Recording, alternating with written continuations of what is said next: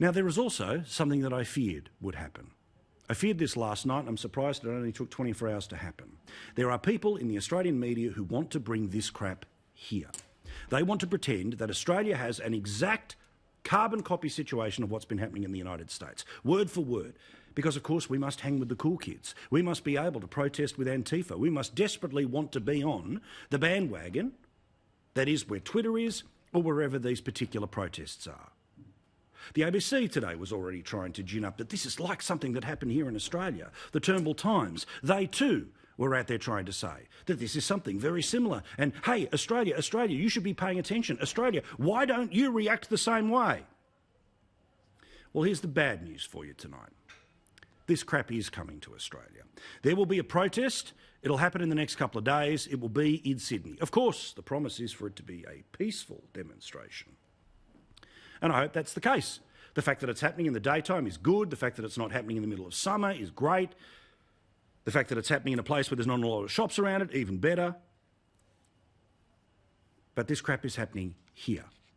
And why in part is this happening here? It is because it is a peaceful protest for the misrepresentation of our indigenous population in the legal system, as well as in solidarity with George Floyd, the Facebook event read. Now, what is fascinating to me about this is that if people on the right of the Australian media had started to say that there are things that we have in common with certain things that happen in the United States, then somehow we would be accused of ginning it up, of inciting violence.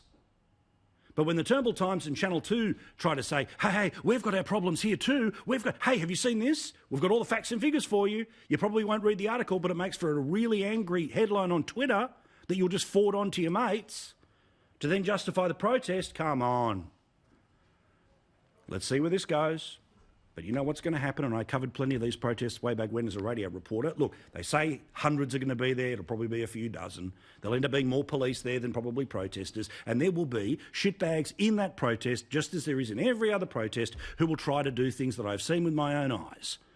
Like pulling off a police badge and using the pin of the police badge and shoving it into the hind of a horse.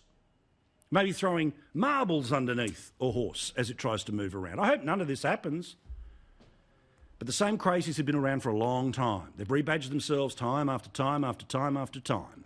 They still exist in Australia, and they will be on the fringes of any march, no matter how well-meaning.